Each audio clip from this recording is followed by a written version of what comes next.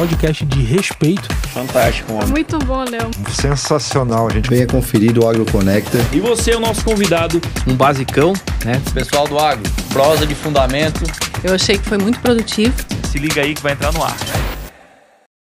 Seja muito bem-vindo, muito bem-vinda ao 30º episódio do AgroConecta. Muito bem, chegamos ao 30º episódio, sempre trazendo muito conteúdo de valor aqui para você do agronegócio das hortaliças. Eu sou Léo Viverista e chegamos aqui para trazer muita informação para você.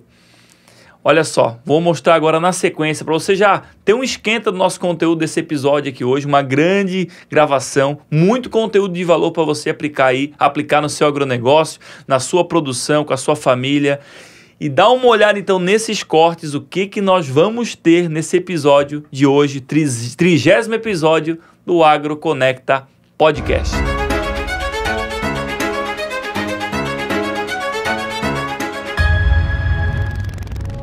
Eu digo que tudo que não evolui morre, né? Então a gente precisa evoluir, com certeza. O funcionário talvez está numa gaiola pequena e o dono nessa situação está numa grande gaiola, mas ele está preso ali. A sucessão não necessariamente é para algum herdeiro familiar, né? Algum filho. Ou o negócio familiar ele se acaba porque a família não quer, os filhos não querem. Olha, eu digo assim que a cultura é o que acontece quando ninguém tá vendo, né? Que é aquilo, o cara não tem conhecimento para fazer tal coisa na produção e o cara insiste que ele tem que fazer. A empresa, ela não vai viver só de líderes, gestores. E aí se ele não paga, ele fica naquela, putz, mas não entrega, daí para de entregar, aí não paga mais nada.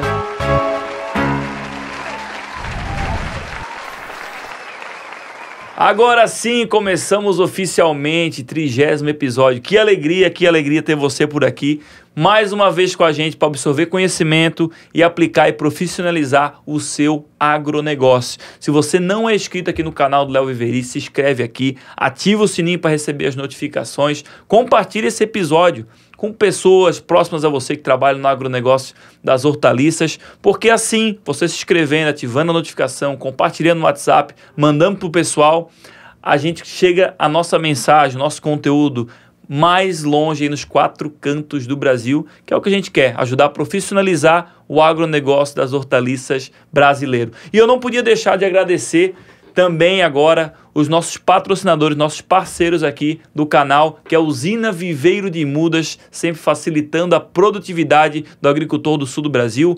AgroPro, assessoria e mídia, seu agronegócio bem posicionado nas redes sociais. Mercoagro, soluções no agronegócio. Seminis Bayer, Porta Enxertos Seminis, sua solução mais segura e produtiva. E temos um novo parceiro aqui hoje também, começando nesse episódio com a gente aqui, que é a Agrivale, que é o bioinsumos que impulsionam e transformam o campo e a vida gerando vida. Grandes parceiros e vários produtos biológicos que a Agrivale tem, uma empresa nacional incrível, tá espalhada por todo o Brasil. Em breve vão estar aqui com a gente, trazendo conteúdo sobre biológico, sobre adubação, várias questões muito importantes. E por último, e não menos importante, nossos parceiros de longa data, Zanata Estufas, o maior portfólio de estufas agrícolas do Brasil desde 1988, lhe ajudando a colher bons e ótimos resultados. E eu deixei por último, dessa vez aqui a Zanata, sempre a primeira aqui, que a gente sempre anuncia, porque hoje a minha convidada, ela é diretora administrativa da Zanata Estufas, do Grupo Zanata, né? E ela que é formada em administração, pós-graduada em gestão de negócios, e a Janaína Teles Zanata. Seja muito bem-vinda, diretamente lá de Campinas para cá. Muito obrigada, Léo, pelo convite. Que isso, como é que foi de viagem? 100%? Muito bem? Tudo certo, muito bem. E que bom! E o nosso assunto aqui hoje, Janaína, vamos falar sobre sucessão familiar, os desafios do aprendizado de gestão de pessoas, gestão financeira e esse desenvolvimento para ter uma empresa sustentável, né? Você que cresceu dentro da Zanata, né?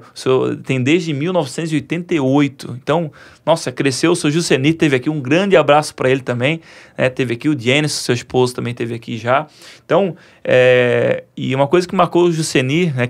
O seu Jusenir, quando ele esteve aqui, falando de quando a decisão dele de sair do Rio Grande do Sul, né? e tomou esse passo importante, que segundo ele, foi um divisor de águas para ele, para a empresa, né? De ir para São Paulo. E me marcou muito quando ele disse que conversou com a família, com a esposa e com as filhas, né? Dessa decisão, se estava junto ou não estava, e que não sei que ano foi isso, ele me falou já, mas eu não me lembro. 2014. 2014. Então, era adolescente, mais ou menos, provavelmente? Não pode entregar a idade, né? Nós já trabalhávamos juntos. Eu trabalhava junto? Sim. E como é que foi essa decisão? Comprar essa ideia, esse desafio de sair... Nossa, mudar a cidade natal, acho que é um grande desafio, né? Ninguém se vê morando longe ou se mudando de cultura, né? Como é que foi essa decisão lá atrás? Então, foi novo, né? Mas foi interessante. Em nenhum momento nós não tivemos resistência. E foi um convite. O não a gente já tem, né? Vamos tentar. A decisão, até pensando no negócio, como o ramo de estufa agrícola vai bem no Brasil todo, nós já vendíamos muito para a região de São Paulo, norte do Paraná. E a matéria-prima principal, que é o aço, vem de Minas, né? Então, a gente estava logisticamente mal posicionado no Rio Grande do Sul, pois a matéria-prima descia até o Rio Grande do Sul, na época ia galvanizar em Porto Alegre, e depois voltava a estufa pronta para São Paulo ou Paraná. E como em São Paulo, ali na região de Olambra, né, onde estamos, é o polo da produção, né, do cultivo protegido, vamos nos juntar os grandes, né, os grandes concorrentes estavam em São Paulo, e aí fomos para lá, em 2014, foi como ele falou, né, um ponto de inflexão, uma decisão que mudou tudo. E ele comentou, né, que já estava espalhado em várias regiões do Brasil, comercialmente falando, mas tinha esse gap de transporte, de custo, que encarecia, talvez, comercialmente para vocês, né, essa parte de concorrência, porque ficava até um pouco desleal, mas fazendo essa remodelagem, né, foi estratégica para talvez chegar onde a Zanata chegou hoje, né? Muito provavelmente. Mas, Janaína, entrando já no assunto, o que você vê na sua trajetória dentro da Zanata? O que mais te marcou na parte de evolução como gestor, assim? Do que você aprendeu evoluindo junto com a empresa, que a empresa, eu costumo dizer que é um órgão sempre em evolução e desenvolvimento, e o ser humano tem que desenvolver junto. E como é que foi a tua caminhada dentro da Zanata, desde...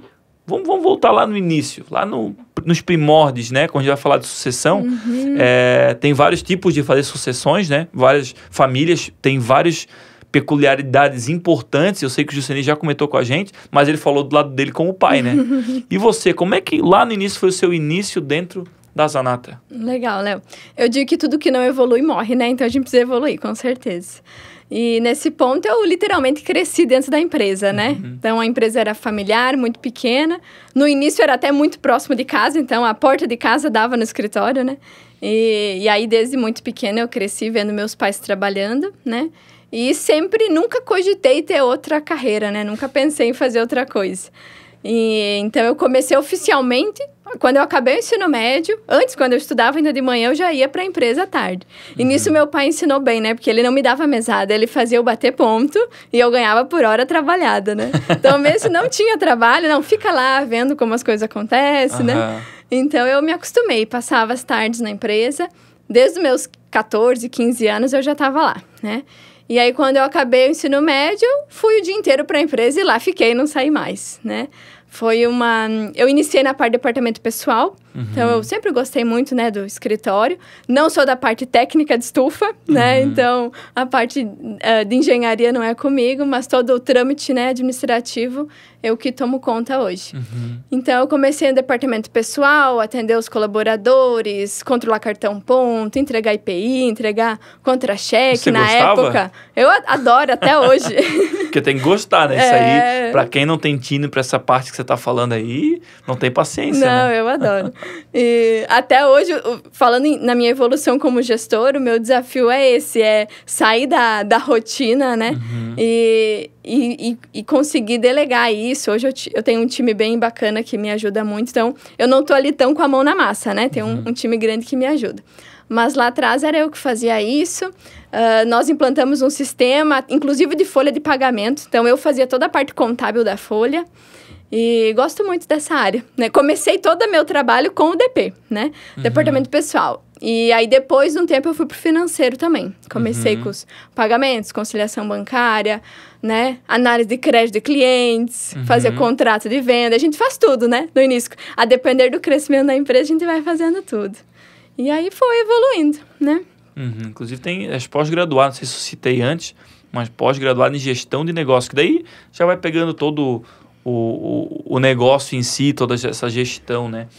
E é incrível. E como é que tu vê a diferença, né? Porque você falou pra gente agora que você começou lá de baixo, fazendo de tudo ali, fazendo o que precisava ser feito, e não aquilo que era interessante, talvez para a filha do dono, vamos dizer assim, né? Fazer. E como é que você vê que, para você, como sucessora, né?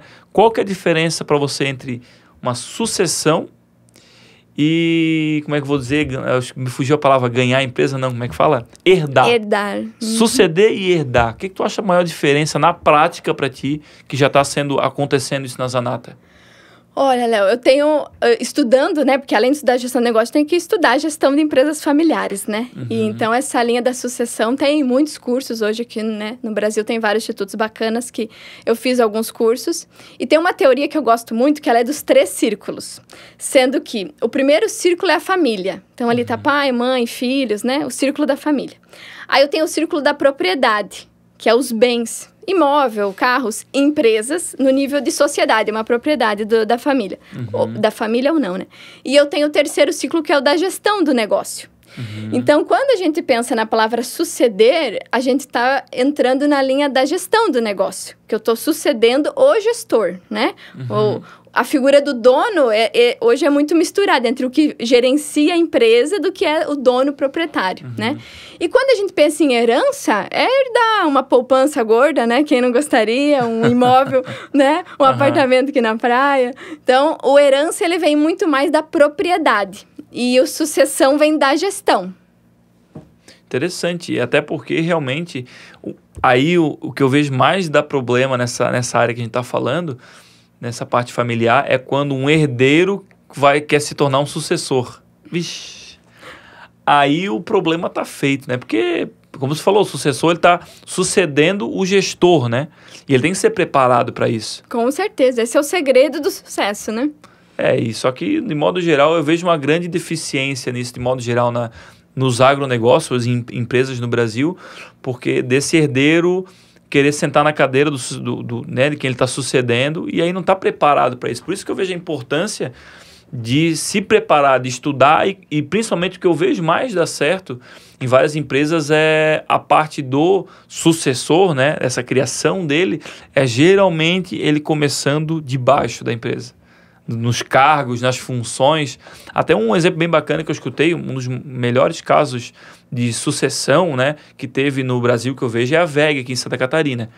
E eles têm uma regra que ninguém pode chegar a um cargo executivo da família se não tiver começado desde um cargo mais baixo. Ou seja, mesmo não pode ser um sucessor, mesmo sendo da família, se não tiver passado por todas as áreas, começado de baixo para chegar num cargo de diretoria, executivo, o que for. E é o que protege e blinda a WEG, né? Chegou o que chegou hoje em dia, porque não chegou em nenhum momento um herdeiro lá e começou a aloprar e fazer loucura porque não estava preparado, né? Não tem nenhuma forma melhor de aprender do que na prática, né? Você estando ali no dia a dia, entendendo os desafios, entendendo todos os setores, como a engrenagem da empresa gira, né? É a melhor forma de tu entender do negócio. E lá, vamos andar um pouquinho para frente, depois de você, né, começar a trabalhar lá no DP, depois eu vou para a parte financeira. Mas qual que, para você, como gestora, foi um ponto de inflexão que você começou a sentir, acho que talvez a responsabilidade? Porque o Sr. Jusceni faz quantos anos que começou a passar um pouco mais o bastão para vocês, assim, de modo geral? Porque ele falou que agora ele está sossegado, ele trabalha um dia por semana, ele viaja um pouco ali, né, conforme ele gosta bastante, ele falou pra gente. Mas quando você sentiu assim, poxa, esse ponto de inflexão, de sentir a responsabilidade como sucessora? Sim. Eu acho que foi um processo, não tem uma data fixa, Sim, né? sim. Não fez a nossa sucessão, ela é muito orgânica. Então, desde o princípio, né, a gente vai aprendendo, né, tomando decisões e vai indo, né, em momentos, né? Ele sempre tem um perfil de pedir muito a nossa opinião, né? Então, a gente vai compartilhando, pensando juntos, né? E hoje, sim, ele está mais afastado no negócio. Apesar de ele ainda ter o cargo de diretor-geral, ele tem a visão de gerenciar, né? Mas a operação mesmo, cada responsável pelo seu setor toca a operação, né? Então, foi um processo mesmo. A gente fala que a sucessão, quando a gente fala em sucessão, parece que o fundador vai se afastar e a segunda geração vai ser dono amanhã, né? De um dia para o outro. Pode acontecer em caso do sucessor vier a faltar, né? Sim, sim. Algo precocemente. Mas, no nosso caso, é um processo que leva anos, né? Faz mais de 15 anos já que eu trabalho junto com ele. E até hoje, ele ainda é o gestor principal, né? E espero que ele continue por muitos anos, né? Ele não tem nem 60 ainda, então 10, 15 anos. Então, se for olhar pelos os anos que passam, a gente está falando de 30 anos da primeira e da segunda geração trabalhando juntos. E se eu olhar para frente daqui a 15 anos, um pouco mais, pode ser que eu já tenha a minha filha trabalhando junto. Então, a sucessão, ela é... O sucesso da sucessão, ele é o conseguir trabalhar juntos, com pontos de vista diferentes, tendo respeito com a opinião tanto dos mais novos e a experiência dos mais velhos, né? É conseguir fazer essa mistura, né? E como foi para vocês lidar com esse choque de cultura? Que eu vejo uma coisa que realmente dá bastante problema, você falou agora, esse choque de cultura dos mais velhos falando que os mais novos estão totalmente errados e vice-versa também, os mais velhos estão caducando e não estão parados no tempo. Como é que foi esse balancear esse negócio acontecendo para vocês? Eu digo que esse, Léo, é um dos maiores problemas, que a gente tem aquele indicador que menos de 30% das empresas sobrevivem à segunda geração. Mas isso acontece, no meu ponto de vista, muito possivelmente pela falta de diálogo e a falta de manejo ali na conversa entre as gerações, né? No nosso caso, a gente tem conflitos, tem divergências de ideias, mas ambos os lados, né, tanto né, o fundador como eu e meu irmão, como segunda geração, nós conseguimos ter esse diálogo e conversar e em alguns momentos manda quem pode, em alguns momentos a gente escuta, né? Então, é um processo que para nós, no nosso negócio, nunca foi um problema, né? Tem fluído bem, né? Mas eu sinto que o ponto de vista do fundador, ele pensa assim, eu sempre fiz até aqui, deu tudo certo até aqui, quem que é você para me dizer que você fez? Quem que você fez para me dizer que vai, né? Mas o que deu certo até aqui não é uma regra, uma receita de bolo que vai dar certo para o futuro. Porque o futuro, a sociedade mudou. Então, o que foi feito do passado até aqui não é garantia de sucesso para o futuro. Com certeza. Né? E também o que foi feito certo, mas se fosse feito diferente, ninguém vai saber se poderia ter sido melhor ainda. Né? Poderia ter dado mais sucesso ainda. Então, o certo e errado é um ponto de vista individual, né? A gente tem que conviver com as opções, fazer ali uma análise de, né, oportunidades e dificuldades e ir seguindo. Mas no ponto de filha e sucessora, o que tu... A gente gosta bastante de dar dicas aqui, Janaína, tipo assim, prática. O que você pode dizer para quem, talvez um filho de um produtor... ou de uma outra agroempresa que está ouvindo a gente aqui, um viveirista, agropecuária, que está nesse embate aí que nós falamos desse problema do pai não escutando. E que dica você dá para essa pessoa, assim, cara, como abordar, talvez como agir, o que você pensa em relação a isso? Olha, o que eu uso com meu pai é assim, quando ele tem uma opinião divergente da minha, eu peço para ele me explicar o porquê. Que variáveis ele está usando, que eu não tive experiência ainda, então eu não estou conseguindo pensar para tomar a decisão dele. O que ele... eu estou tomando essa decisão porque o impacto vai ser essa. Então, quando a gente entende o contexto, né, a nossa maturidade vai vindo, né? E aí a gente aprende se... Não, para mim, você continua errado e faça, mas vai dar errado, ou não. Agora eu concordo, agora eu entendo. Né? Tanto que, às vezes, frequentemente, meu pai tem umas ideias que, no primeiro momento, eu acho meio maluca. Mas aí, eu, entendendo com ele, eu disse, não, realmente, tá. você tem razão, vamos seguir. É bacana. E também outra ideia massa que já passaram para mim é o fato da juventude fazer pequenos testes por conta própria ou botar alguma coisa em ação e já vir com a ideia meio montada e como vou dizer para ti, comprovada na prática alguma coisa. Porque o pessoal mais antigo é muito de pau é pau, pedra é pedra, me mostra aqui que dá, que daí vamos ver. Sim. E como o jovem é muita ideia, vejo, a gente muito visionário. Muito visionário, sonhador e tal. E quem passou pelas dores de começar uma empresa e perdurar ela durante anos e anos, que como a gente falou, sucessão é algo que a percentual que dá certo no Brasil é baixíssimo. Assim como empresas que aguentam, vamos dizer, no Brasil também. Acho que passa de 10 anos, acho que é só 20%, uma coisa assim. Então, eles têm essa bagagem de fazer o negócio perdurar e também o medo que isso dê algum problema, né? Então, realmente, essa parte de escutar o porquê, quem sabe, dessa geração mais antiga, que tem muita experiência, né? E quais os principais desafios de trabalhar com a família, hein? Tem bastante? Depende, né? O principal desafio é conseguir diferenciar os papéis, né? Porque eles se misturam. Por exemplo, quando eu vou ter uma conversa sobre algum assunto, eu preciso avaliar se naquela conversa o meu papel é de filha, ou meu papel é de sócia, o meu papel é de gestora, tem de colega. Tem a ver com aqueles 3 círculos tem a ver que você com os falou? 3 círculos. Porque se a gente mistura muito as coisas, esse é o problema da empresa familiar, é misturar os assuntos que são de empresa com os assuntos que são da família, né? Então, hoje eu vejo que o maior desafio é conseguir dividir esses papéis, né? É como se, agora é uma reunião de resultado, então eu sou sócia, eu também tenho interesse que essa empresa seja mais lucrativa, que seja, né, perene, que seja sustentável, né? Não, agora eu sou filha, então eu preciso me colocar no lugar de filha, né? É interessante, hoje está você e seu irmão, no caso, na empresa? Sim, de sócio, sim. Meu pai, eu e meu irmão. Quando eu olho para a propriedade, sim. Quando eu olho para a família, né? Eu tenho outra irmã, minha mãe, meu marido. E quando eu olho na gestão, aí nós temos... cada um tem a sua área, né? E temos gestores também não da família. E você acha assim... Uma coisa que eu também já escutei, aí tu vai saber dizer melhor para mim, é essa diferença de algumas empresas que optam por, quem sabe, numa segunda geração, a segunda geração ficar um pouco de fora, vamos dizer assim, e pensar numa diretoria, numa gestão toda profissional. Eu acho que isso perde um pouco essa parte de personalidade da empresa, sabe? De personalidade, de legado também, né? Construído até ali.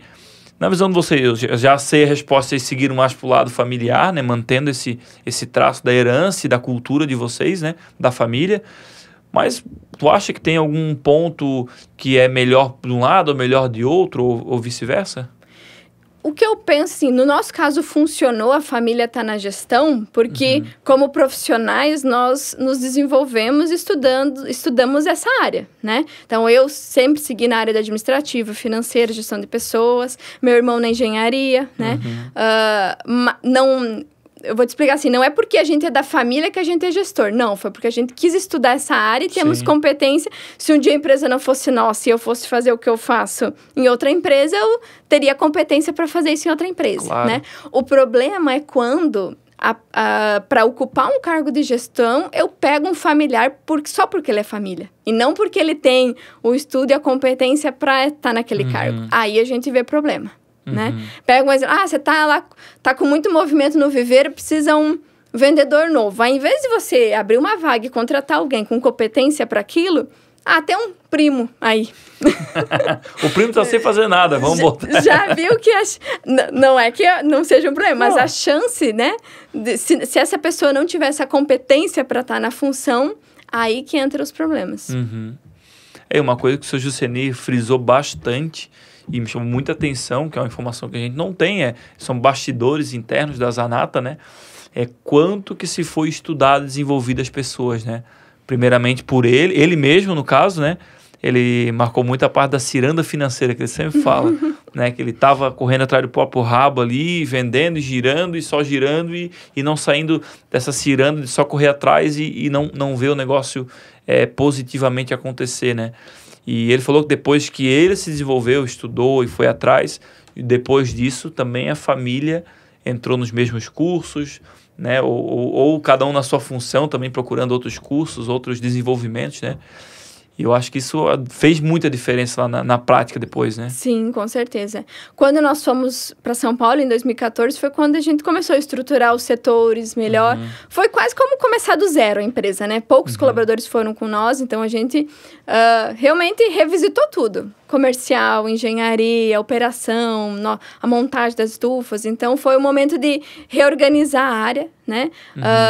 O estudo, ele sempre vem para ver o que pode ser melhorado. E quando a gente se depara com um negócio com muitos problemas, é uma baita oportunidade, né? Que bom que tem problemas que a gente pode resolver, Todo né? problema é uma oportunidade, né? Com certeza. O pior é o contrário. Se chega numa empresa e tá tudo perfeito, é aquilo e pronto, não vai? Mas isso não existe, né? Empresa que não tem nada para arrumar, meu Deus do céu.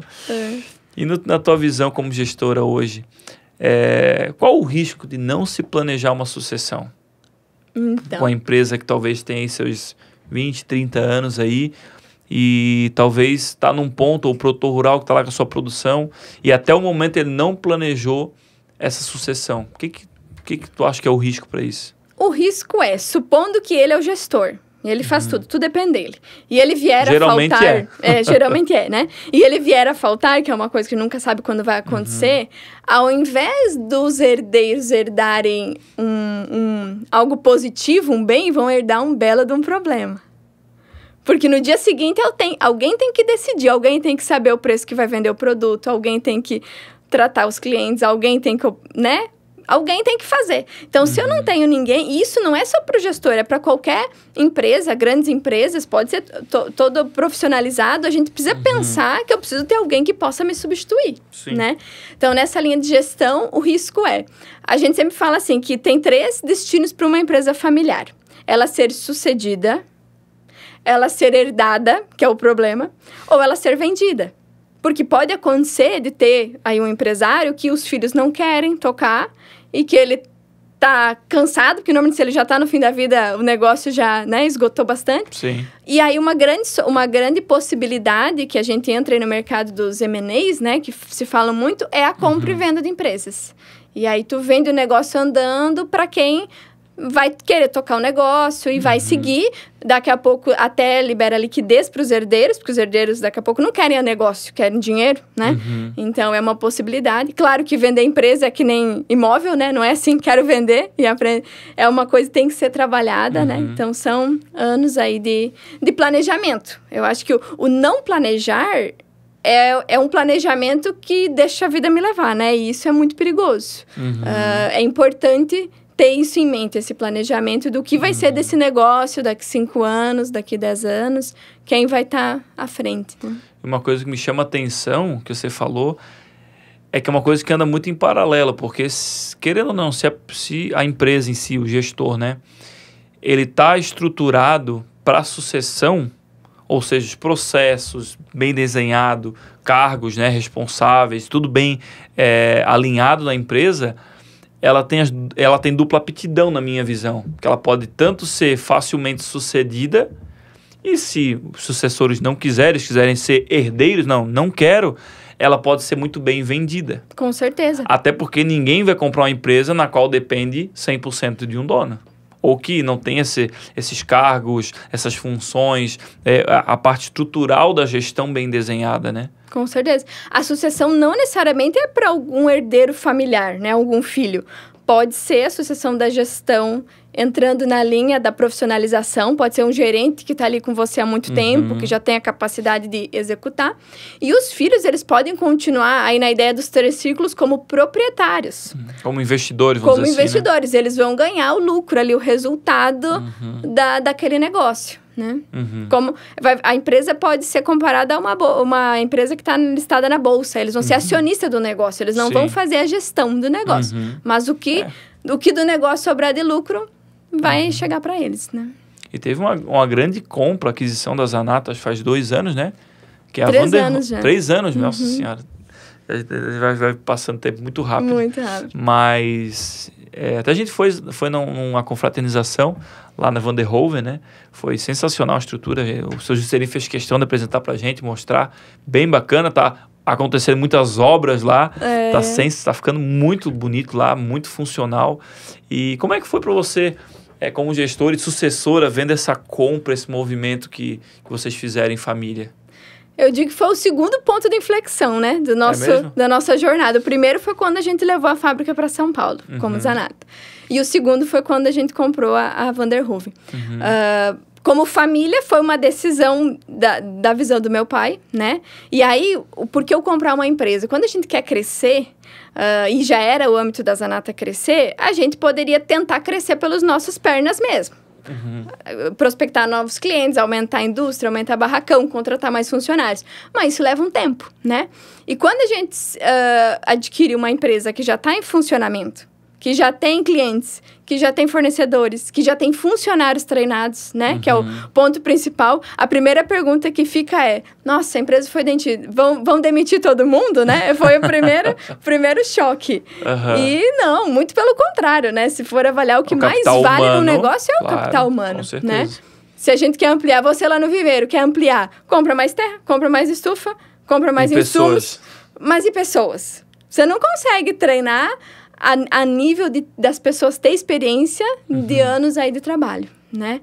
Então, foi um movimento que eu, como sou um pouco mais conservadora, no início, né, eu não posso negar que eu fiquei com receio, né? Mas todo apetite a risco, ele é versus o retorno, né? Então, quanto mais risco bem pensado, bem calculado, a gente tem retorno, né? E hoje é muito bacana ver as duas empresas aí em pleno crescimento, né? Foi um desafio a questão cultural, né? A gente mudou, né? Dobrou de uma hora para outra. Então, é todo um trabalho de preparar a equipe, né? Ter mais pessoas, porque isso é um outro problema da empresa familiar, principalmente quando o sócio ele é muito centralizador, que se tudo depender de uma cabeça, a empresa só faz o que cabe naquela cabeça. Justamente. Quando tem dias que eu não dou conta de responder tudo que me pedem para mim, opa, peraí. As coisas estão parando em mim, não pode acontecer. Então, a gente precisa ir delegando e criando um time que tenha competência e responsabilidade para seguir as operações. Né? Tem um grande exemplo que o pessoal dá, é que, tipo, se a gente não tiver pessoas para dar apoio para os gestores, né, principalmente para os donos e gestores, a gente acaba, querendo ou não, só estando numa grande gaiola. O funcionário talvez está numa gaiola pequena e o dono nessa situação está numa grande gaiola, mas ele está preso ali. E querendo ou não, nenhum gestor de qualquer função, o dono da empresa, né, os donos, não, na minha visão, não pode ficar preso nas funções do dia a dia. Eles podem fazer. Tá no dia a dia, é muito importante estar no operacional, sentir ali o chão de fábrica, a produção, estar por dentro de tudo que acontece para não ser enrolado e para estar em cima que as coisas fluam. Mas não pode estar preso. Porque imagina, então, como é que você vai vir aqui gravar comigo em Floripa se, puxa, hoje, todo dia de tarde eu faço tal coisa lá na empresa. Então, cadê a liberdade, né? Cadê a possibilidade de você sair para fazer um curso, fazer uma viagem técnica, fazer algo que seja importante para você e para a empresa ou para a família, né? É um grande desafio, porque eu acho que uma coisa que mais trava isso nos empresários é o medo de dar errado. Não sei se tu concorda, se tu acha que é por aí. Depende do perfil, né? Nós, lá, a gente tem uma boa aceitação ao erro, né? Ou seja, a pessoa só vai errar quem tenta, né? Então, se eu não tiver essa cultura de permitir que as pessoas tentem, permitir que possa acontecer os erros, a empresa vai ficar engessada, né? Então, é importante nós ter essa visão de delegar, dar responsabilidades e ser não o erro por má vontade, esse não, mas o erro na tentativa da melhoria. Tentativa do acerto, né? Exato. Isso também faz muito link com a relação pais e filhos, né? Quando tem ali o filho sucessor querendo ter ideias, o pai, não, ele mata a criatividade, né? E seja do colaborador ou do filho de quem tá lhe dando a ideia. Porque, se tudo que eu levo não tá bom, tem que ser do jeito dele, então segue do jeito dele, né? E não é isso que a gente quer. A gente quer ter uma construção coletiva, né? Avaliar os pontos de vista diferentes, né? Ponderar na mesa e tomar as melhores decisões. E é uma coisa que frustra bastante os sucessores, essa parte do pai ou da família ficar boicotando e cortando. A questão não é que muitas vezes eles até estão certos, né? Tá ficando doido esse menino aí.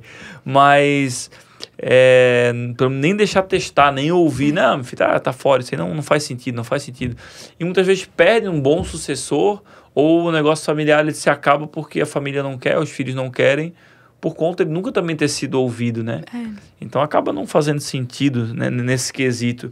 Mas quais os principais critérios lá na Zanata e Van der Hoeven, né, para o desenvolvimento dessas equipes? Porque, como você falou, capital humano é uma das coisas que hoje no Brasil a gente vê a maior deficiência, dificuldade de montar uma grande equipe, que vocês são quase 200 colaboradores, né? É muita gente, eu com 15, 16 já passo trabalho. Imagina, então, 200 colaboradores. O que vocês mais elencam, assim, como importante nessa formação desse elenco de vocês? Olha, o que a gente mais valoriza lá, e é nítido para os colaboradores, é a flexibilidade. É querer fazer, é ter boa vontade, ter proatividade, né? Para nós é o ponto principal, meio critério de seleção, né? Tem o período experiente. Se a pessoa demonstrou que está junto, quer crescer, quer se desenvolver, é humilde ali para aprender o que precisa ser melhorado, é esse tipo de pessoas que a gente quer na nossa equipe, né?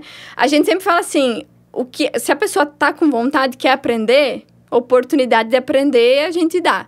Agora, se a pessoa não quer, aí não adianta, né? Aí tem que procurar outro lugar, né?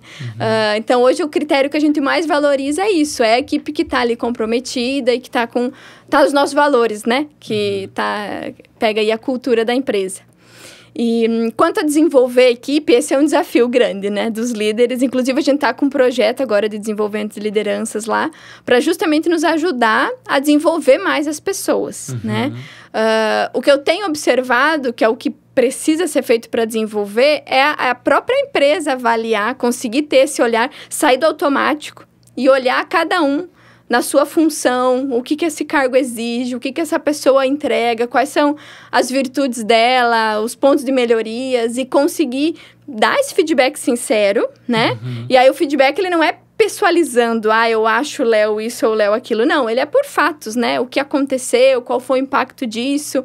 Aí eu consigo ter uma relação que eu vou forçar não digo, mas eu vou apoiar o colaborador a melhorar o que tem que ser melhorado, e isso vai desenvolver ele, né? É o processo de eu conseguir extrair o melhor daquela pessoa, né? Não é fácil, mas é um movimento que eu tenho que entender, né? Porque a gente acaba, às vezes, caindo na zona de conforto, na correria do dia a dia, e vai indo, né? Mas não, vamos parar, vamos avaliar o que tá legal, o que não tá. E isso vai fazer nós desenvolver as pessoas, né? A gente sempre teve muitas oportunidades de estágio, programas de estágio. Então, é comum nós contratar pessoas com pouca experiência e ensinar a fazer a pessoa se desenvolver lá dentro conosco. E baixar também a rotatividade de funcionários, né?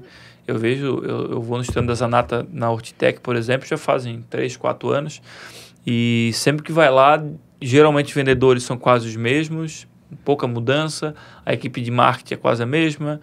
A parte técnica, né, de estruturação, de projeção de projetos, né, muda poucas pessoas. Então, e é difícil isso, eu imagino, porque essa rotatividade de colaboradores, a gente perde muito capital humano, muita informação da empresa no sentido de desenvolvimento, cultura, experiência, porque quando a gente forma um colaborador dentro de qualquer empresa, a gente está investindo naquela pessoa. Com certeza. Porque dificilmente, de modo geral, assim, a gente encontra pessoas prontas para a nossa empresa.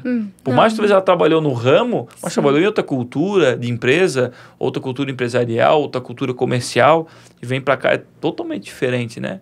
Com certeza. O desafio aí desse desenvolvimento é o alinhamento das expectativas, né? Eu digo assim, tanto que isso é um desafio na contratação, né? Tudo começa com uma boa contratação. Teve uma vez que eu aprendi um curso de vendas do Flávio Augusto, que ele falava assim que...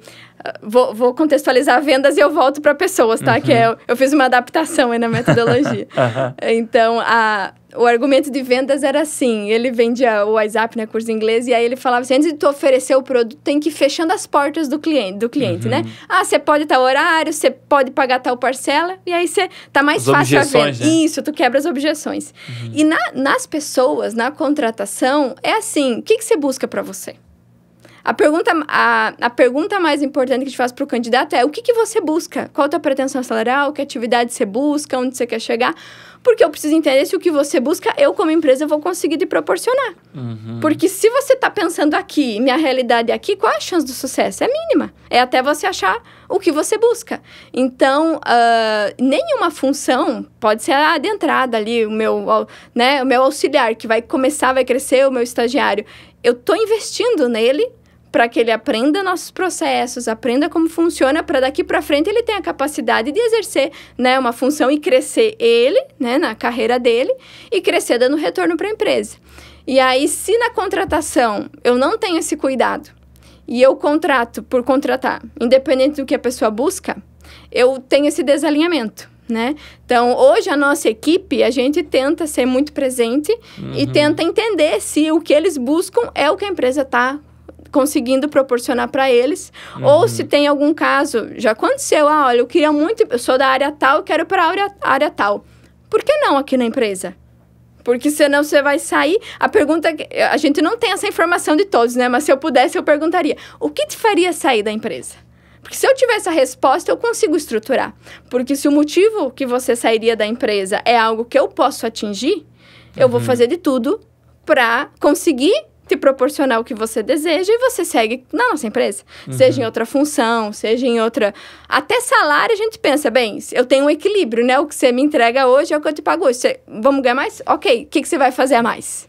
E aí a gente vai tendo os degraus de crescimento, né? Então, em resumo, é o alinhamento dos interesses de ambos os lados. E principalmente, eu sempre falo para os nossos colaboradores, essa parte de valorização, vamos dizer, financeira, né? Eu sempre gosto de valorizar quem divide o peso com a gente. Então, quanto mais divide o peso, mais está ajudando a carregar o piano, vamos dizer assim, né? Mais a gente consegue valorizar. Agora, poxa, você quer ganhar mais, mas não quer ter mais responsabilidade, não quer trabalhar um pouquinho mais, não quer ajudar a carregar o peso do piano, de tocar o negócio, poxa, mas então não está tendo uma troca, vamos dizer, de valor ali, né? Tem que ter o funcionário colaborar com a empresa mais, para a empresa também valorizar, né? Com certeza. Então é difícil, mas e assim, aos poucos, está cada dia mais difícil encontrar pessoas engajadas que buscam mais. Eu não sei, eu noto, não sei se talvez possa estar sendo injusto, mas a falta de pretensão, não, é de ambição às vezes, sabe? O pessoal muito acomodado. E não sei se porque talvez a facilidade chegou tanto, hoje em dia a gente tem informação no celular na ponta da mão aqui, quer saber qualquer coisa, pergunta no ChatGPT, pro Google, é tudo muito fácil. Se eu quiser ver como é que é tal coisa em tal lugar do mundo, eu acho muito fácil. E essa facilidade deixou as coisas muito rasas, parece, sabe? E num negócio não existe coisa rasa. Para tu crescer numa empresa com funções e cargos, tu tem que se aprofundar naquilo. Exato,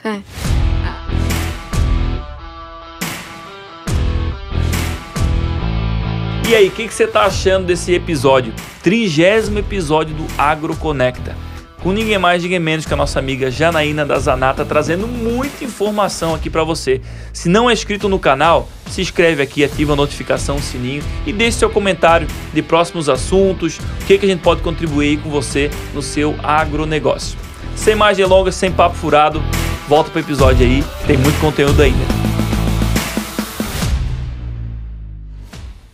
A geração mais nova, ela vem um pouco mais imediatista, né? Muito. E como é que você vai crescer na empresa em um mês? Exato. Tanto porque existem degraus e existe um filtro natural que tem tudo a ver, como você falou, quem vai resolver mais problemas, né? Eu posso ter lá 15 funcionários. Você tem lá 15 funcionários. Você tem um líder, 2 líderes, que seja. Ou seja, para você estar apto para exercer uma atividade, né, superior e, consequentemente, ganhar mais, você tem que estar com vontade de resolver mais problemas, né? Porque é isso, é ter essa ambição, né? Esse interesse em crescer, e tudo tem ônus e bônus, né? E na parte de pertencimento, eu vejo que vocês trabalham muito bem isso na Zanata, de os colaboradores, vendedores se tornarem pertencentes da marca, da cultura. Como é que tem um trabalho que vocês fazem em eventos, em cursos internos? Como é que vocês estão estruturados nessa área na empresa? Olha, eu digo assim, que a cultura é o que acontece quando ninguém tá vendo, né? Justamente. E mesmo que não tenha hoje, agora eu não reconheço nenhuma ação pontual que a gente faça para isso. Mas a equipe lá, ela é muito unida. Então, eles se ajudam, eles se apoiam, é um ambiente bacana, é um ambiente flexível. A gente tem essa visão que o trabalho ele tem que ser algo legal, né? Ninguém pode ir não querendo trabalhar, né? Coisa pior do que aquela síndrome do domingo, né? Meu Deus, amanhã é segunda-feira. Do Fantástico, a música do Fantástico. Não é isso que a gente quer. Então, mesmo sem uma ação específica, a gente tenta propiciar esse ambiente bacana, né? E é isso que eu entendo que gera esse pertencimento, essa vontade de estar junto. Outra coisa é muito a proximidade, né? Então, todo mundo tem fácil acesso comigo, com qualquer outro gestor. Então, isso é uma coisa que a empresa familiar tem como benefício. Deveria ter como um benefício, que é ter esse diálogo aberto, né? Ter esse espaço aberto, não entrar naquelas burocracias, né? Então, a gente tenta deixar a burocracia um pouco de lado e ter uma relação um pouco mais humana, né? Mais próxima. E como contrabalancear isso? Porque eu vejo isso como muito positivo, muito bom, mas como um desafio. Porque a partir do momento que você é inacessível, você cria uma barreira que você não tem essa proximidade até para sentir a empresa em si, o andamento dela, as pessoas, que é muito importante, ouvi-las, né?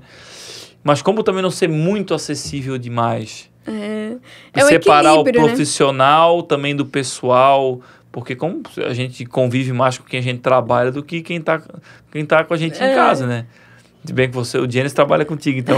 Mas, né, de modo geral, é isso. A gente convive mais com... Talvez você convive mais, talvez, com o pessoal que trabalha contigo no teu setor, do que talvez até com o seu esposo. Porque é muito dia a dia. Então, como ter essa proximidade para ela ser positiva e como separar para ela não chegar a um ponto de negatividade em relação a isso? Eu acho que ela só chegaria a ser negativa se não houver delimitação de... Não vou dizer limites, não seria a palavra. Seria responsabilidades mesmo. A clareza do que eu espero da pessoa, né? E o que a pessoa pode esperar da empresa ou de mim como líder. Eu acho que tendo esse alinhamento, eu não tive nenhuma experiência de nenhum caso que sabe, que passou muito pro pessoal, né? Sim, então, sim. É uma relação bem harmônica, né? Tanto que eu tento ser uma líder bem flexível, né? Sim. Tem que pedir para as meninas que trabalham comigo se eu sou mesmo, né? Mas porque é um desafio. A gente sempre... Eu sou uma pessoa até... Não vou dizer boa demais, não é essa palavra. Mas a gente sempre tenta ajudar. A gente tá trabalhando junto, vamos se ajudar. Se precisar da empresa, se precisar sair para alguma coisa, de repente, particular que tem que resolver, vamos se ajudar. E tem que ter essa reciprocidade para o negócio fluir, né? Não pode ser uma via de mão única, né? Com certeza. Então é mais ou menos isso. E aí, dona Janaína, em relação à parte de gestão de pessoas, você acha que dica final você dá aí para o pessoal que trabalha no agronegócio? Porque a gente está falando, de uma empresa de muitos anos, são quase 30 anos, né? Mais de 30. Quase 40, desculpa. Quase 40 anos de história. Então, tem todo um organismo de gestão de pessoas que foi estruturado. Acredito que talvez se tropeçou muito durante muito tempo até chegar no que chegou hoje, obviamente. Nada nasce pronto, né? Nenhuma empresa grande nasce grande, né? Ela vai crescendo. Mas que dica você dá, talvez, para o agronegócio que falta bastante essa parte de gestão de pessoas? Por onde você acha que eles podem começar? Quem tem lá, trabalha na agricultura, é viveirista, tem lá 1, 2, 3, 10 colaboradores e tudo que a gente falou ele achou muito bonito, muito legal, mas ele olha para o lado assim, para os camaradas, quem trabalha com isso, vixe, que é impossível aqui. É sempre possível. Sim, Por onde começar? Olha, a dica que eu deixo, que é o que a gente está conseguindo consolidar na nossa empresa, é colocar até no papel mesmo, literalmente, assim, estruturar o que a gente espera daquele cargo, o que eu espero de você, né? O que eu valorizo, né? Trabalhar com esse diálogo, dar um feedback, inclusive elogiando o que tá legal, né? Você é pontual, você tá aqui todo dia, muito obrigada por isso. Parece simples, às vezes um bombonzinho, né? Que a gente acaba... o RH é um bombonzinho, mas é um gesto singelo que mostra como as pessoas são importantes. Porque a gente nunca vai saber o que passa pela cabeça da pessoa, né? Então, ter a empatia para se colocar, mostrar para ele que ela é importante, ele tá ali, né? E mostrar, eu tô enxergando você tem esse espaço aqui, você quer crescer mais, você pode fazer isso a mais, né? Tentar olhar os 10 que você tem hoje e avaliar quem que é o melhor, por que ele é o melhor, Quem que é o pior? Por que ele é o pior? Porque aí a gente vai tendo as respostas, né? E aí entende, se o que tá pior é algo que não muda, opa, aí a gente precisa rever. Agora não, se é algo que eu consigo trabalhar, que eu consigo melhorar, treinar, a gente muda, né? Tem uma frase que o RH fala muito, né? A gente contrata pelas competências técnicas e demite por comportamento. E infelizmente isso é verdade. E o comportamento, parece que a pessoa tem um mau comportamento assim de sair brigando, Terrível. sei lá, de abandonar. Não é isso. Às vezes o próprio comportamento a gente tem uma outra teoria no RH que é o CHA, né? Que é conhecimentos, habilidades e atitudes. Pode ser que o fato de demissão por comportamento é porque a pessoa conhecia, tinha habilidade em saber fazer, mas não tinha atitude esperada. Só que aí, às vezes, a pessoa não tinha atitude porque ninguém avisou ela que ela não estava indo bem, né? Ninguém foi lá dar dica, olha, pessoa, Não tá de legal. você eu espero mais isso, né? Então, aí cabe o papel do líder e do gestor ter esse feedback sincero. E da parte do colaborador enxergar que tem esse crescimento, né? Porque eu faço a pergunta, você vai sair daqui, você vai para onde? Vai fazer o quê? Vai começar do zero, uma nova história, né? A chance de você construir essa história onde você já está é muito maior, né? Porque o conhecimento que você tem aqui no nosso negócio, o que você falou antes, você até pode levar para um concorrente, qualquer empresa similar, mas não é a mesma coisa do que você continuar aqui, né? Então, acho que é fomentar essa trajetória, muita comunicação, abertura para escuta, né? E muitas coisas. Sensacional. Eu acrescentaria, complementaria que tu falou, é a parte de que eu vejo muito acontecer as pessoas, né, os gestores ou o produtor, ele querer insistir para a pessoa fazer uma função que ela não é apta ou não combina com ela, com o perfil dela e fica insistindo. E aquilo que você falou, o chá é bem bacana, lembrei da aula de administração agora, nossa senhora. Que é aquilo, o cara não tem conhecimento para fazer tal coisa na produção e o cara insiste que ele tem que fazer. Ou ele não tem habilidade para aquilo, a habilidade dele é para comunicar. É um baita comunicador. Quem é um bom comunicador, geralmente na área muito cálculo e minucioso, não é bom. Eu sou esse cara. É perfil de pessoa, perfil comportamental. Então, fazer essa análise de ver, o cara é muito comunicador, então vou botar na área comercial. Aqui eu vou exigir ele, vou treinar ele, né? Agora, bota esse cara pra fazer conta, planilha, vixe, não vai dar certo.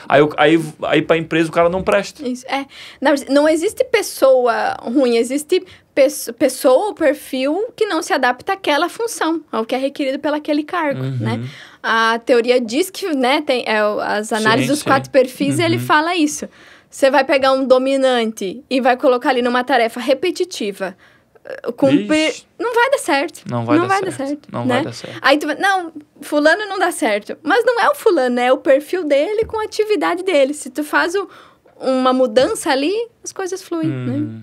O que me pega só é a parte da atitude.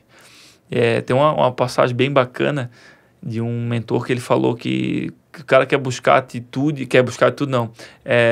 Como é que fala? Motivação. A minha empresa não é um lugar de buscar motivação. Porque é complicado, sabe? A gente não é pai e mãe de ninguém. Eu acho que esse toque que você falou, de chegar pra pessoa e falar, né? Ninguém nunca falou pra pessoa. Aí demite porque a pessoa não estava performando. Talvez estava no lugar certo, com conhecimento, com habilidade, mas não tinha atitude, não era proativo e tal. Que é o mínimo esperado, a pessoa ser proativa, ter essa atitude. Mas ninguém nunca chegou para ela e falou. Mas também, minha amiga, falar uma vez, duas. Eu botei isso na minha cabeça. Eu falo 1, 2 vezes. Sim. A terceira, infelizmente, porque uma coisa é tu nunca ter avisado, nunca ter falado, amigo, eu espero mais de ti, cara. Tu combina contigo essa função, tu gosta de fazer? Não, eu gosto. Então, meu amigo, vamos dar uma pegada a mais aí, porque eu espero mais de ti, porque senão, esse dia, eu tive que direcionar esse cara. Eu tô falando contigo porque eu gosto de ti e eu vejo que tu não tá dando o teu melhor. Se eu não quisesse mais na empresa, eu nem falava, eu só deixava rolar e depois desligava algo do tipo, né? Porque é bem isso, quando a gente vê que a pessoa tem potencial, é nosso papel como líder ajudar ela a se desenvolver. Mas não ser pai e mãe dela, né? Não ser pai e mãe, Mas é esse papel dar esse empurrãozinho, né? Porque realmente é até triste quando acontece algum desligamento e a pessoa, não sei porque eu tô sendo demitido. Opa, tem algo errado aí no processo. Tá. Com né? certeza. Ou quando o cara pede demissão, mas como assim? O fulano parecia tão contente. Isso, por que tá saindo, né? Exato. Então, aí esse é um processo, uma linha muito tênue, né? De conseguir estar sempre próximo e esse líder identificar, né? Eu falo líder porque aí não é sempre, né, o gestor, mas sim. quem tá ali na proximidade com esse colaborador, enxergar ele e conseguir evitar isso, evitar que a pessoa seja demitida sem saber o porquê e evitar que a pessoa peça para sair sem a empresa saber o porquê, né? Sem ter tido esse tempo de avaliar. Claro, eu até falei para um rapaz que trabalha com a gente esse dia, que me chateia que geralmente hoje, quem ainda cuida da parte salarial, eu tô bem por dentro disso.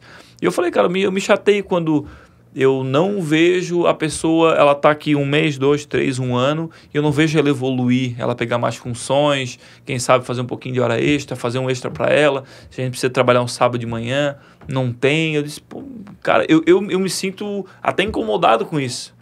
Porque eu quero valorizar pessoas e que elas dividem um peso com a gente, sabe? Para ficar mais leve para todo mundo e valorizar ela por isso. Então, quando eu vejo a pessoa trabalhando 1 ano, 2, 3, e o cargo dela não muda a função, eu disse, tem alguma coisa de errado, né? Mas muitas vezes não depende só da gente, né? Quando ainda a pessoa tem um perfil que ela tá feliz ali, ótimo. Você sempre vai precisar ter a base da pirâmide, né? Vamos dizer assim, a empresa ela não vai viver só de líderes, gestores. Então, ela vai precisar daquele cara ali, ponta firme, tá ali todo dia, não falta, né? E faz o básico bem feito. Sempre vai ter espaço para essa pessoa. Agora, o problema é quando a pessoa não faz nem o básico bem feito. E tá achando que ganha pouco, quer ganhar mais, e a pessoa não faz o básico, né? Nem o feijão com arroz. Aí é um problema, né? Eu brinco, às vezes tem uns casos, não, agora eu não trabalho mais porque eu, né, não estão me valorizando. Bem, daí se tu quisesse que eu te valorizasse, daí agora você vai parar de trabalhar, daí que eu não vou te valorizar mesmo, né? Aí mesmo que só pra trás. Aí. A gente tem que premiar quem tá nos ajudando ali, né? E não o contrário. Não, fulano tá triste ali, não tá produzindo porque ele quer ganhar mais. Janaína, uma dúvida que me surgiu agora. A gente vai entrar na parte de gestão financeira, estratégica. Mas a gente falasse do método DISC, né? Pessoa e é um fato, a pessoa que é muito que ela é comunicativa, a parte muito de números não é muito a área dela. E tu falou que cuidou do departamento pessoal, fechamento de folha. E aí? Como é que esses dois... Qual dos dois tu buscou se desenvolver? Porque tu é uma pessoa comunicativa.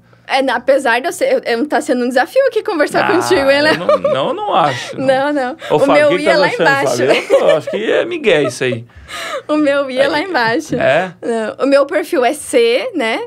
Que é certinho, rotinas, e S, que é muito... Eu já vejo o lado negativo, né? A pessoa só vê o lado...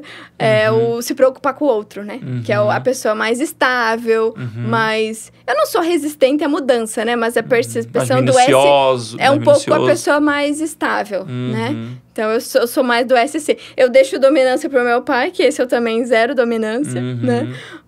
E eu também não sou comunicativa, né? Mas eu acho que então se desenvolveu nessa parte, então. Eu preciso, viu?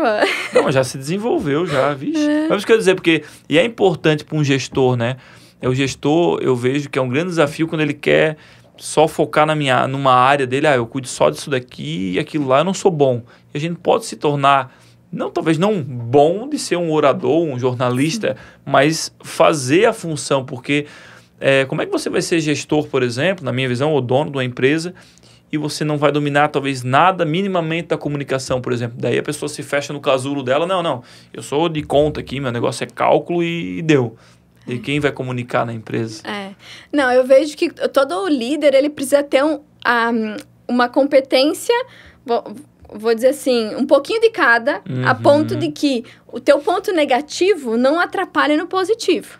Não é, eu digo assim, quando a gente é criança, estuda, você tá indo mal de matemática, estuda só matemática, fica bom. Não, se tu sabe que você não é bom em tal coisa, você só precisa minimamente ser bom para que isso não atrapalhe. Mas você não precisa ser o melhor. Pra média ser boa. A média é boa. Agora, o que você já é bom, aí isso sim você precisa melhorar para aí você ser expert, né? Então, é bem isso. É equilibrar para que o que você está ruim, a sua melhoria, não prejudique onde você é bom.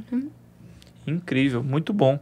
E gestão financeira, já que você gosta tanto assim dessa área, eu gosto até um certo ponto, mas qual é que você acha que são os principais pilares de uma boa gestão financeira de um agronegócio como o de vocês? Olha, Caixa, né? Caixa é o rei, né? Caixa é rei. Dinheiro na conta é diferente de lucro, né? A gente tem que cuidar muito disso, né? Mas o que eu posso compartilhar aqui com o pessoal? Da minha vivência nessa área, eu digo assim que... vou dar alguns exemplos, né? Tem muitos negócios que saem fazendo, né, investimentos e vendendo a prazo. Tô pensando coisas que eles consomem o caixa, né? Então, assim, muita necessidade de dinheiro e o dinheiro acaba. E aí você vai depender de banco, juros cada vez mais altos, tarifa, IOF, aí é aquela conta sem fim, né? Então, eu digo, o caixa é o rei, né? A gente brinca por conta disso. Porque ter dinheiro disponível, você faz qualquer negócio. Você compra fornecedor mais barato, né? Você consegue fazer o negócio girar, você tem uma tranquilidade. Então, hoje o planejamento financeiro, ele tem que ser muito com cautela para que você consiga ter uma gordura ali, uma reserva de caixa para conseguir dar o giro no teu negócio, né? Porque muitas empresas quebram, não quando elas vendem pouco, quando elas vendem muito. E por que elas quebram quando vendem muito? Quando tu vende muito, se tu vende isso a prazo e para tu entregar teu produto pro cliente, precisa pagar o fornecedor à vista, precisa pagar tua folha de pagamento dia 5, o dinheiro não casa. Porque tu desembolsa primeiro para receber depois. E aí, esse descasamento de dinheiro é a necessidade de capital de giro. E aí, se você não tem um caixa para suportar isso, você recorre a banco e os juros, e aí os juros comem metade ou mais do lucro, né? Então... e esse gap, eu já tive vários exemplos aí de empresas que quebram vendendo muito. Sim. Quebra no sentido do caixa, quebrou, porque a empresa quebrar é quando ninguém quer tocar para frente ou quer solucionar. Eu sempre costumo dizer isso. Mas empresa vendendo muito e o caixa destruído. E eu vejo, talvez, que a principal dificuldade é esse gap, né? Da diferença entre o pagamento de fornecedor e o recebimento do cliente, né? Ou quando aumenta, por exemplo, a empresa está vendendo, sei lá, $500 mil por mês e que eu passo a vender 1 milhão. Tá, mas e o fluxo de caixa para aumentar de 500 para 1 milhão, até esse dinheiro ser gasto e voltar, demora, sei lá, 3 meses. E daí, então, vai dar um furo aí de, sei lá, 3 milhões.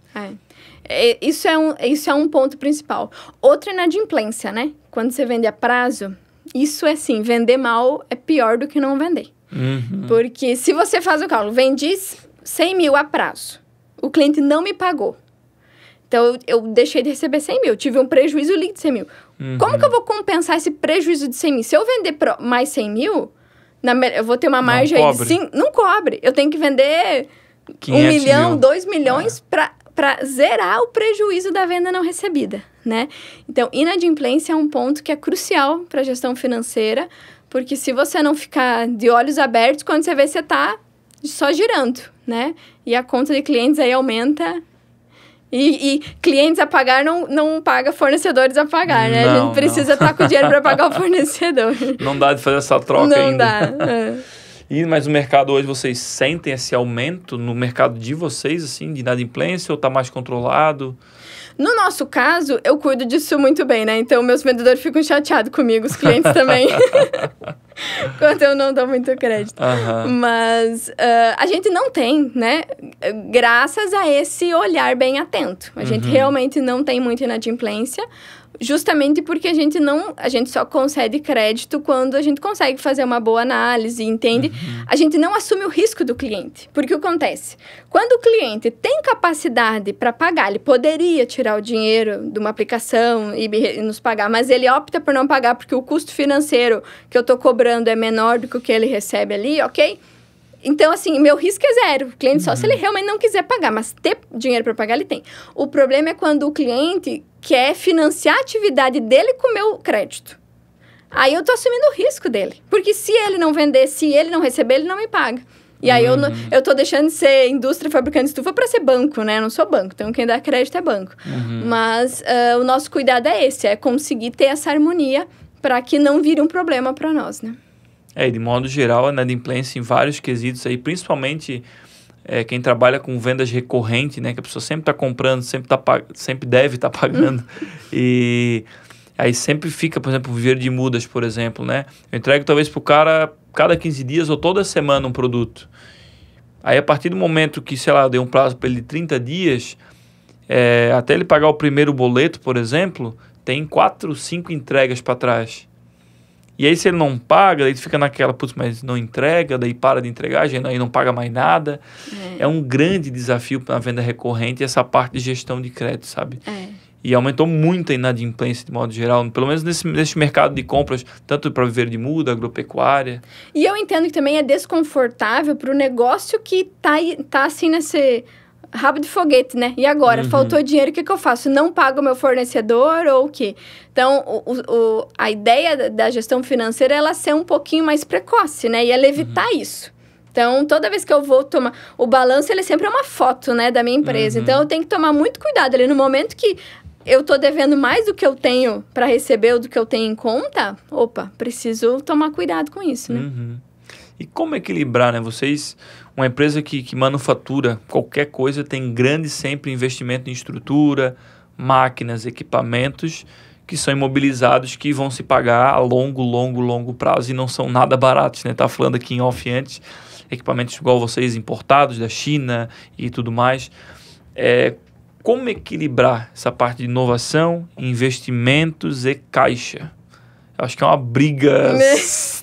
É uma briga monumental. Quem veio antes, né? Quem veio antes, o investimento ou o caixa? Porque se não tem investimento, não tem caixa, né? Justamente. Mas é mais ou menos assim. Do ponto de vista contábil, eu só posso investir o que eu tenho de lucros gerados, ou de aporte aí de sócio, se for o caso de uma empresa nova, né? Então, no nosso caso, o que a gente avalia é isso. A empresa gera um faturamento que gera um lucro, e desse lucro eu tiro os investimentos, né? Então, eu evito que daí...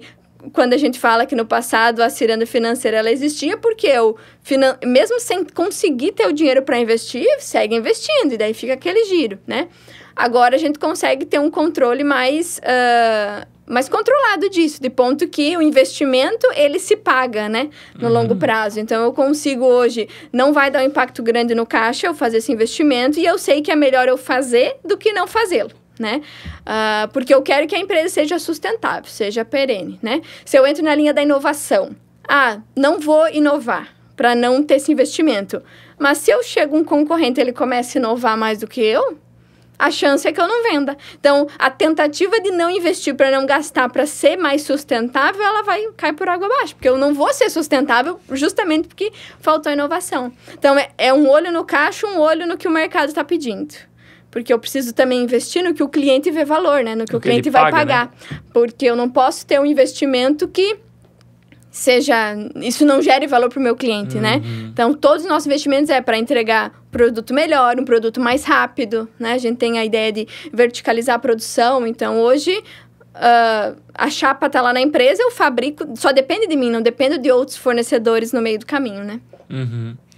E no Brasil, com a inflação sempre aí na casa de acima de 5%, 5, 6, 7, 8, depende do ano aí, eu digo que crescer não é uma opção.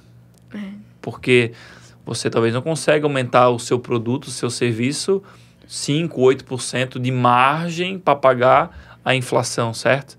Ou seja, tu é obrigado a crescer, para um pouco tu reajusta no preço, um pouco tu cresce, porque senão dentro de 5 anos... a empresa, se não cresceu, ela diminuiu o tamanho ou o lucro diminuiu, né? E isso é um ponto que, fazendo um link com a sucessão familiar, também é um desafio, né? Porque, por exemplo, você tem hoje teu viveiro, e aí eles dão um lucro que sustenta a tua família. Aí, supondo que você, né, vai herdar, vai ter 2, 3 filhos para tocar. Ou esse negócio, ele duplica, triplica de tamanho, ou que hoje tu tira de lucro, você vai tirar para dividir em 3. Né? Aí já não... Então, assim, o crescimento, ele é tão importante quanto a sucessão, né? Ele viabiliza a sucessão. Claro, com certeza. Um exemplo bacana que me falaram anos atrás é que uma empresa é igual um avião. Ela é obrigada, ou ela está subindo ou ela está descendo. O avião nunca voa na horizontal. Ou ele está subindo ou ele está descendo. Então, se a tua empresa não está crescendo, ela já está caindo. Só que esse equilíbrio eu acho mais difícil, é ter essa sensibilidade do que o mercado está pedindo, o que o caixa aguenta de investimento, próprio ou de terceiro e tudo mais. E o que na tua visão, eu acredito que tu participou disso, né? Porque fecha a linha do tempo mais ou menos, eu estou vendo assim, como foi para você a virada de chave para a saída dessa ciranda financeira, que o seu Juscelino chama, da Zanata? Foi vender mais, né? Com lucro, então, tu vender de forma positiva, gerar mais valor para os clientes. Então, isso fomenta isso. Vender mais à vista, né? Então, na época, nós dava muito crédito, tinha bastante inadimplência, então a gente mudou um pouquinho o escopo, fez parceria com bancos, porque a gente entende que o produtor também ele vai fazer um investimento. A estufa não é para 1 ano, é para 10 anos, 20 anos. Sim. Então, não tem como... Ainda mais a Zanata, que dura dezenas de anos, né? Não tem como o produtor... né, necessariamente ter caixa para esse investimento. A gente uniu esforços com bancos para fazer essas parcerias para conseguir dar crédito para o cliente sem que seja nosso, para que eu conseguisse receber à vista, né? E também enxugar custos, né? Porque esse é outro movimento, né? Tem a frase que fala em empresas familiares, né? O olho do dono que engorda a boiada, né? Mas é o quê? É porque quando eu olho do viés contábil, qualquer grande empresa aí, uma empresa aberta em bolsa, ele tem o faturamento, os custos, e a última linhazinha lá, que é o lucro líquido, que é o que cai no bolso do acionista, né? Na empresa familiar, quando esse acionista, que é o dono lá da propriedade, né, dos 3 círculos, ele também é o gestor, eu tô lá aprovando qualquer continha, qualquer pagamento, se eu gastar R$100 a mais ou R$100 a menos, é R$100 a mais ou a menos que vai estar lá na última linha do balanço que vai sobrar no bolso do dono, né? Então, isso movimenta um olhar um pouco mais crítico, né? Claro que não é para mim reduzir custos que vão perder valor para o negócio. Não, até porque se eu te prometo entregar uma estufa com a qualidade X e economizo para te economizar algo pior... não tem a segunda venda, a gente perde mercado, não é isso. Mas tem custos que eles são imperceptíveis pelo cliente. É o custo que, se eu tiver um funcionário a mais lá na minha fábrica para movimentar material, agrega no produto? Não agrega, né? Então, esse custo que não agrega no produto, que o cliente não percebe como valor, esse é o custo que as empresas têm que estar atentamente para diminuir. É reduzir custos que não agregam valor ao produto final. Porque lá no fim das contas, o que paga a conta é o que agrega valor e que o cliente vai pagar. Quem paga a conta sempre é o cliente, né? E tem que agregar valor para ele, né? E a inovação, justamente tu inovar na hora errada ou em algo que não agrega esse valor, tá feito o problema, tá feito. Então, é bem assim mesmo. E nessa parte de necessidade de manter financeiramente sustentável, qual que tu acha nos dias atuais, 2025, Selic a 15%, um desafio financeiro gigantesco, o custo do dinheiro está mais caro, né, para as operações, para a gestão tanto do caixa quanto do estoque, o custo do dinheiro estando mais alto por causa dessa questão da taxa de juros. Qual que tu acha que está sendo um dos maiores desafios para manter uma empresa hoje no Brasil sustentável? É equilibrar as vendas, o que o cliente precisa, né? O que ele tem interesse em comprar com os custos, né? Ter essa visão mais a médio e longo prazo, recuar investimentos que não são necessários agora, né? E é assim, olhar como se fosse uma mesa de botões, né? Cada dia tem que mexer um botãozinho aí para ou melhorar a receita, melhorar a percepção de valor para o cliente, ou diminuir custos que não vão agregar ao negócio, né? E fazendo esse balanço.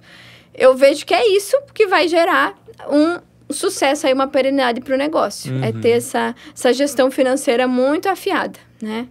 E custos é igual unha, né? Você sempre tá cortando, mas como cortar custo, então, sem perder qualidade?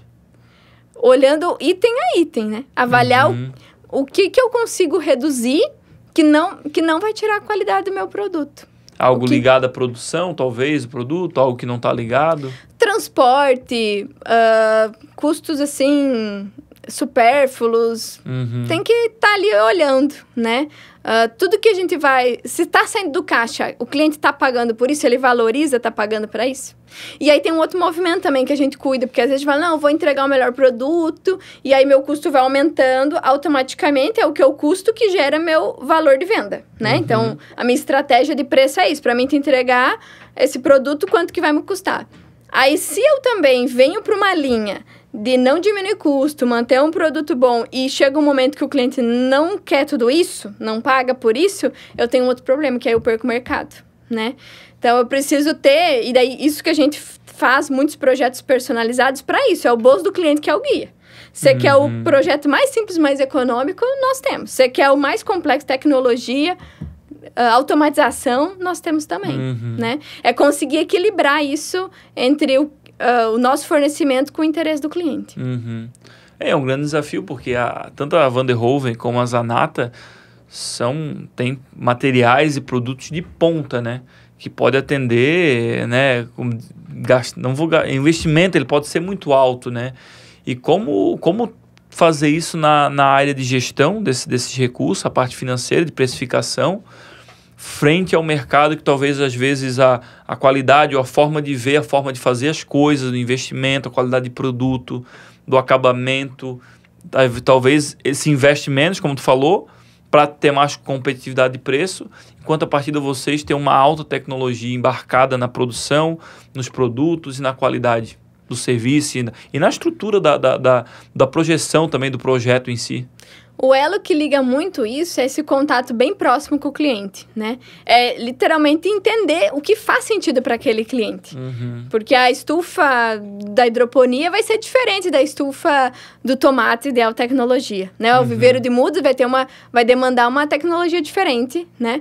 Então, o segredo disso é o diálogo, né? É estar presente, o vendedor, a área de projetos, realmente conseguir desenhar com o cliente mesmo o que faz sentido e o que é necessário para a produção dele. Acho que é um desafio essa parte, equilibrar para o mercado continuar pagando por essa inovação, né? E, Janaína, pensando em dica prática para quem sabe, pensar melhor na sua gestão financeira. Talvez algumas empresas já têm ERP, já têm sistema, já sabe o seu custo mensal, o seu custo fixo, variável. E tem outros que estão ouvindo o que eu estou falando, não sabem nem o que a gente está falando aqui. Por onde começar? Vamos por escada. Quem está começando quase do zero na sua gestão financeira, só está ali rodando, pagando as contas, talvez não sobrando o esperado. Como começar a organizar isso num primeiro escalão, vamos dizer assim? Começar primeiro organizando isso, justamente como você falou, se alguém ainda não tem isso tabelado, o que é custo fixo, que se eu vender, se eu não vender, eu vou ter igual. Se eu pago um aluguel, não importa quanto eu vendo, eu vou ter igual. Se eu tenho um funcionário, ele tendo trabalho ou não tendo, eu vou ter esse custo igual, esse é custo fixo, né? Todos os custos variáveis, ele é mais inerente ao produto. Então, é o insumo, quanto que eu gasto desse insumo para produzir uma muda, um produto, né? À medida ali que eu entrego.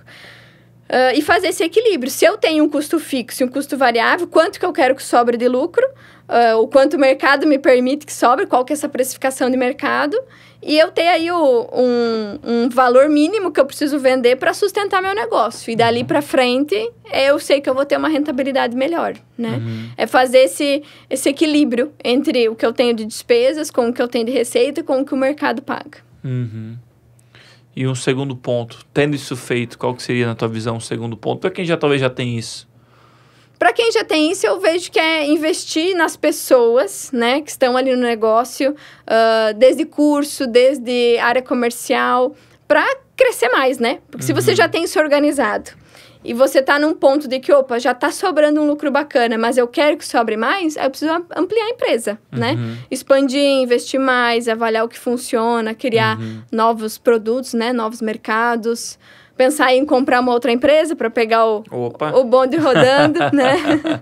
Isso é muito bom e é bem interessante, né? Qual a sensação de você como assessora de hoje ver tanto a Van der Hoeven e a Zanata juntas agora, né? Nessa fusão, se tornando a maior empresa de estruturas agrícolas, de cultivo protegido do Brasil, né? Isso não sei o que estou falando, isso é um fato.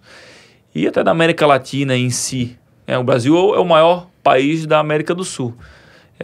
Então, acredito que não tem empresas tão grandes quanto a Van der Hoeven e a Zanata juntas. Você vendo lá atrás, onde seu pai começou, como começou, você participou disso, né? Lá na sua adolescência, depois contou essa trajetória bacana pra gente. Como é que você se sente, você, seu irmão, sua família, vendo o que isso se tornou, a importância que isso tem a nível nacional e até internacional?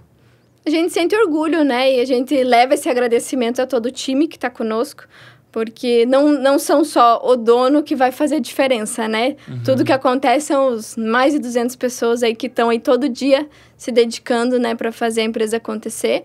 Agradeço aos clientes também pela confiança, porque a gente só está aqui dando soluções porque os clientes confiaram em nós lá atrás e deram essa oportunidade, né? Então, é um elo, é uma cadeia. Eu espero seguir muitos anos aí conseguindo atender os mercados, novos projetos. Agora a gente está com a unidade no Uruguai, então é um novo mercado aí também.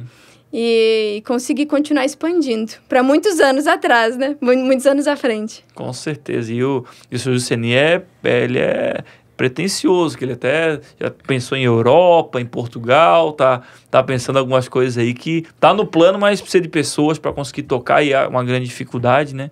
Mas tem muita gente boa na Zanata, na Vanderhoof, quem sabe se mais para frente sai. Mas no Uruguai já tá fluindo bastante lá, rodando, né? Tem acompanhando, tá bem legal. Então, a gente fica contente de ver uma empresa aqui do sul do Brasil, né? Começou no Rio Grande do Sul e ganhou espaço nacionalmente, até internacionalmente. É um grande orgulho para a gente ver. E a gente tá com essa parceria que é uma grande alegria também. E o tempo passou voando, já deu quase o nosso tempo esgotado. O que você achou de participar? Como é que foi a primeira vez? Foi bacana, muito bom, né? Bacana. Espero aí que o que eu disse agregue, né, os teus ouvintes aí, aos produtores, que a gente consiga, né, consolidar melhor o agronegócio aí e todos crescer, né? A prosperidade para todos. Com certeza. E nesse momento, assim, de vamos dizer, de necessidade, de aprimoramento, de gestão, eu acho que ele é um momento muito importante para esse assunto que a gente trouxe aqui, que você explanou sobre várias dicas que eu acredito que verdadeiramente se aplicarem nos seus agronegócios, ou talvez aplicarem na prática, ou quem sabe começar a pensar no que foi dito aqui. Eu acho que tem muito ouro aqui que as pessoas podem começar a refletir. Talvez aqui a gente, obviamente, em uma hora e meia não consegue ir a fundo num assunto sobre gestão de pessoas, talvez, ou gestão financeira, ou na parte de sucessão, mas pelo menos se a gente conseguir instigar a pessoa, o gestor ali, a família, isso que eles falaram faz sentido, fiquei curioso, vou pesquisar mais a fundo, vou buscar mais informação. Então, entre em contato com a gente, fica à vontade, que precisar de informação ao máximo a gente vai estar repassando, vai estar ajudando, porque o intuito do podcast, né, Janaína, essa parte de levar informação para buscar profissionalizar o agronegócio, certo? Que precisa, é necessário, não é mais uma opção, precisamos profissionalizar o agronegócio de ponta a ponta das hortaliças aí. E desde já agradeço a parceria da Zanata, né? Já estamos aí no segundo semestre de parceria, renovando nossa parceria mais uma vez. E é uma grande alegria, grande prazer, porque a gente precisa de parceiros para fazer essa informação chegar mais longe no Brasil. Porque esse mercado se desenvolvendo, todo mundo ganha, o produtor ganha, o viverista ganha, a agropecuária, a Zanata, o mercado em si ganha. Então, a gente agradece muito por essa parceria e está difundindo informação pelo Brasil de norte a sul aí. Com certeza, eu que agradeço a oportunidade. E, Janaína, uma pergunta, uma mensagem final. Essa é um pouquinho diferente. Essa eu gostaria que você olhasse para sua câmera e mandar um recado aí para...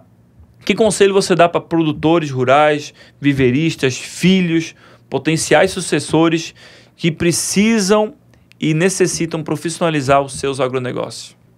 E minha dica final às famílias que planejem a sucessão dos seus negócios para que eles continuem sendo bem administrados como foram com o seu fundador. E na parte financeira e gestão de pessoas, tenham muito cuidado aí com o caixa da empresa e com os talentos da empresa, que são eles que vão fazer a empresa crescer e ser perene no futuro. Muito bom. Depois de um recado desse aí, a pessoa sai com vontade de comer quina de parede para fazer acontecer.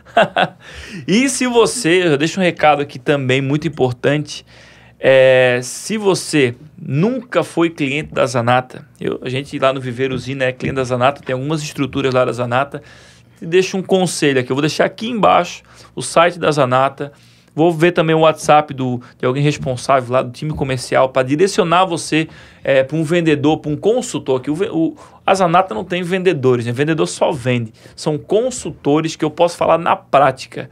Não é uma venda por vender, não é somente tirar um pedido do que você acha que necessita, e sim uma venda consultiva. O que mais eu vejo como diferencial da Zanata Estufas, essa venda consultiva de, né, sempre que possível, ir até na sua produção, ver a sua necessidade, entender para junto com você, a 4 mãos, desenvolver o projeto personalizado para o que cabe no seu bolso, para o que cabe na sua produção. Isso faz total diferença. E desde que a gente começou com esse trabalho lá na usina com a Zanata, eu posso dizer que não errou mais nas escolhas das nossas estruturas. Tanto em parte de estrutural mesmo, resistência, segurança, tecnologia, tudo que a gente precisou e cabia no nosso bolso naquele momento, a gente conseguiu atingir. Robustez, segurança, prazo de entrega, instalação. Então, vou deixar aqui embaixo o link, entre em contato, chama esse time que é sensacional, faça seu orçamento que você não vai se decepcionar. Aqui está falando um cliente muito satisfeito. Janaína, obrigado, não tenho palavras para descrever a alegria de receber você aqui em Floripa, né? Vindo com o seu esposo, nosso grande amigo Dienis, para cá. Vim gravar, claro, vai aproveitar que Santa Catarina, que eu sempre falo, o Jorginho da Semnes esteve aqui no outro episódio, eu falei para ele, poxa, vim para cá para Santa Catarina gravar um podcast, é muito fácil, que aqui, poxa, é sensacional, né? A gente mora num paraíso, aí não se dá conta, então, mas agradeço imensamente a energia, ter vindo até aqui, se disponibilizado a compartilhar informação e tá estando junto com a gente aqui. Então, agradeço imensamente, tá? Tá ótimo, Léo. Eu que agradeço pelo convite. E é isso aí, meu amigo, minha amiga do agronegócio. Agradecemos sua audiência até aqui. E agradecemos nossos patrocinadores novamente, que é Zanata Estufas, o maior portfólio de estufas agrícolas do Brasil desde 1988, lhe ajudando a colher bons resultados. Usina Viveiro de Mudas, facilitando a produtividade do agricultor do sul do Brasil. AgroPro, assessoria e mídia, seu agronegócio posicionado nas redes sociais. Mercoagro, soluções em agronegócio. Seminis Bayer, porta-enxertos Seminis, sua solução mais segura e produtiva. E Agrivale, produtos biológicos de alta tecnologia e sustentabilidade é com a Agrivale. Tamo junto, esperamos ter contribuído, se você tenha gostado desse episódio no YouTube, no Spotify. Compartilhe esse conteúdo para chegar cada dia mais longe. E esse foi o 30º episódio, esperamos vocês aí no próximo 31º episódio do AgroConecta Podcast. Obrigado e fique com Deus.